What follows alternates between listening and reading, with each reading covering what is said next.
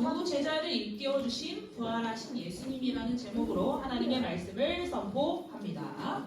자, 우리가 다니는 길에는요, 여러 가지 도로 표지판이 있어요.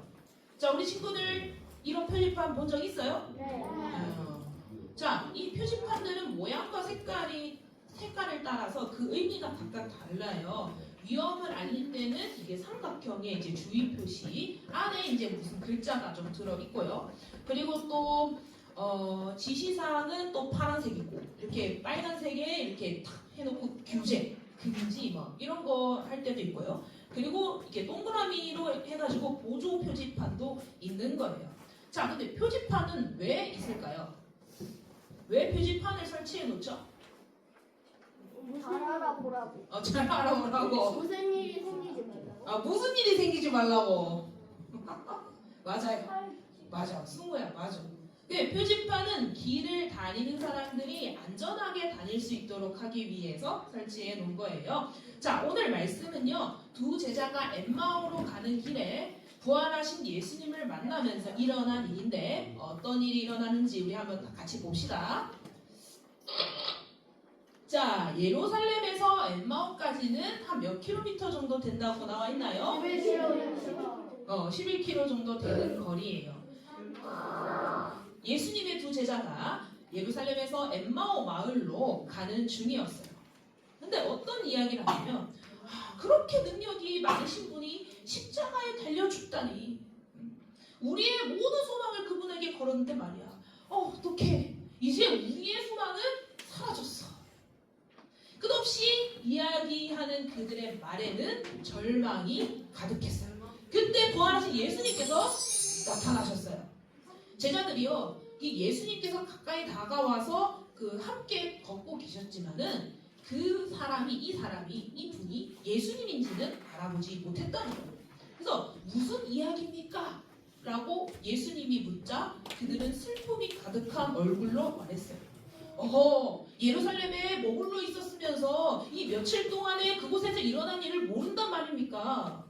예수님은 모든 것을 다 아셨지만은 다시 한 번 더 물으셨어요. 무슨 일입니까? 그래서 그들이 이제 이야기를 해주는 겁니다.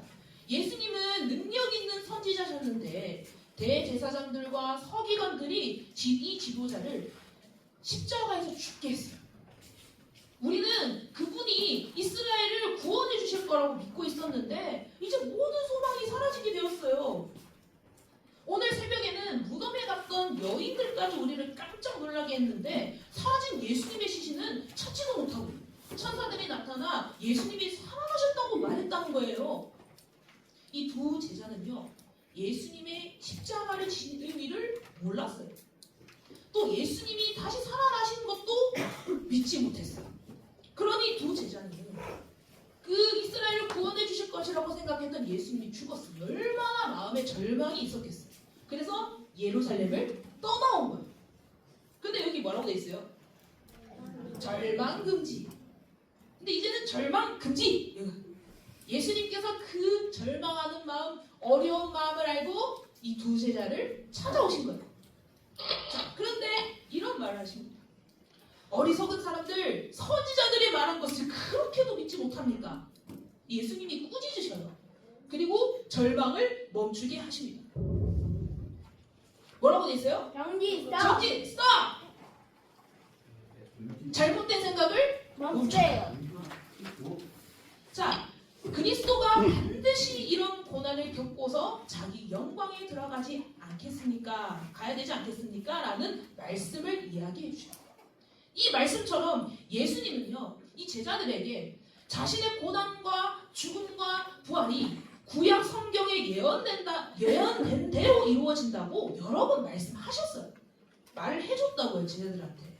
그런데 이 제자들이 그리스도가, 예수님이 그 온 세상 모든 사람을 죄에서 구원하기 위해 반드시 고난과 죽음을 겪어야만 한다는 것을 아직까지도 깨닫지 못했다는 거예요.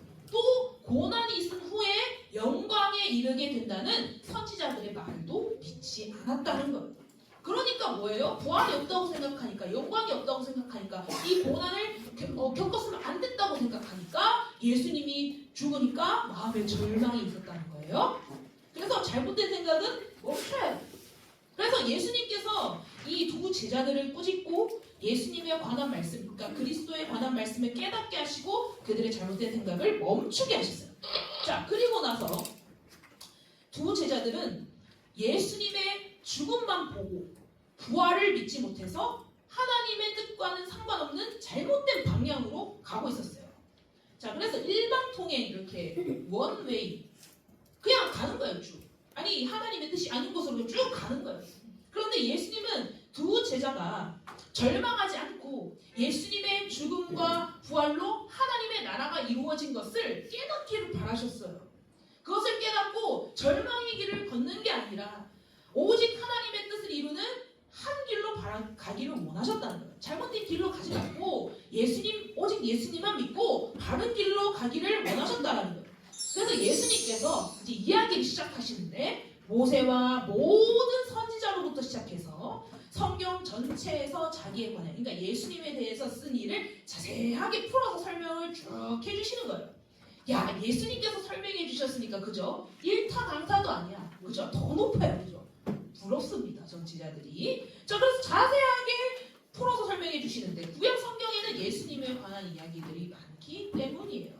그래서 예수님은 그리스도라면 반드시 고난과 십자가의 죽음을 겪어야 된다는 것과 부활하여서 하나님 우편, 그러니까 하나님 아들의 영광에 들어가게 될 것을 말씀으로 쭉 일깨워 주셨어요. 그래서 예수님은요, 십자가에 죽으시고 패배한 게 아니잖아요. 예수님께서는 십자가에서 죽으시고 부활하심으로 하나님 나라를 성취하셨고 진정한 승리를 하신 분이에요. 그래서 그 예수님을 분명히 믿고 가야 된다. 예수님께서 제자들이 분명히 믿기를 바라셨어요. 죽음에서 멈춰버린 절망의 삶이 아니라 예수님께서 죽음에서 부활하셔서 승리하시고 영광을 얻으셨다는 그 사실을 믿기를 바라셨어요. 그래서 예수님께서 그렇게 성경의 근거를 가지고 쭉 두 제자들에게 성경 말씀을 설명해 주실 때 그 제자들이 어떻게 되냐면 원래는 슬픔이 있었고 의심이 있었고 절망이 있었는데 그 마음이요 뜨거워졌다. 절망이 사라지고 주님께서 주신 약속으로 그 성취하심을 믿게 되므로 막 뜨거워지는 거예요. 자,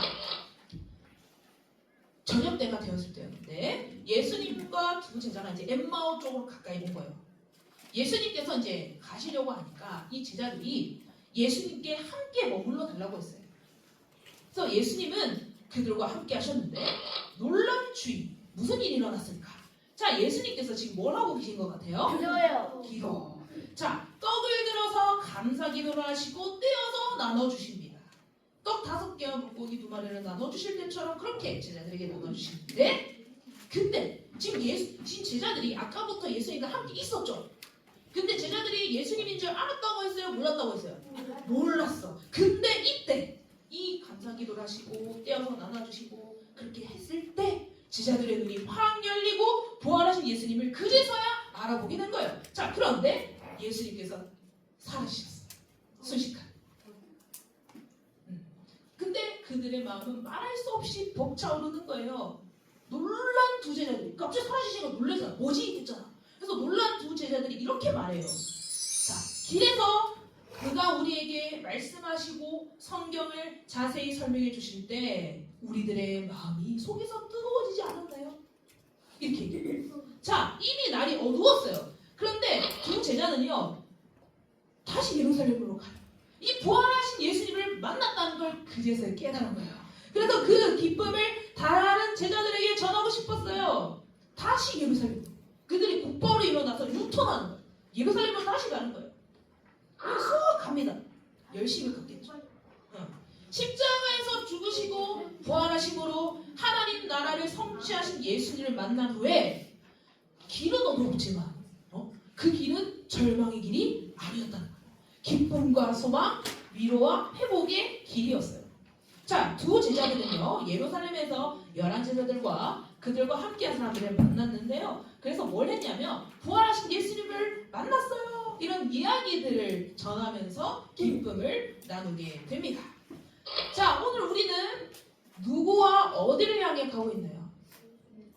예수님과 같이 걷고 있어요. 할렐루야. 근데 가운데 혹시 믿음을 잃을 수도 있고 슬픔 길을 걸을 수도 있고 절망의 길을 걸을 수도 있어요. 자, 엠마오로 가던 이 제자들이요, 십자가에 달려 죽으시고 묻히셨던 그 예수님이 다시 살아나셨다는 소식을 듣고도 믿지 못했어요. 하지만 우리 예수님께서는 모든 소망을 잃은 이 제자들과도 동행하셨어요. 같이 계셨다는 거예요. 그 예수님께서 오늘날 지금을 살아가는 여러분들에게도 다가오시는 거예요. 무슨 일이니? 괜찮니? 물으시는 거예요. 그리고 우리가 잘못된 생각을 하고 있을 때에는 그 걸음을 멈추게 하시고, 또 믿음을 잃고 다른 방향으로 가지 않도록 도와주세요. 또 무엇을 하시냐? 제자들에게 성경 말씀을 자세히 설명하시고 그 죽음과 부활로 하나님 나라를 이루신 예수님께서 우리가 다시는 절망의 길을 걷지 않도록 말씀을 깨닫게 해주기도 하세요.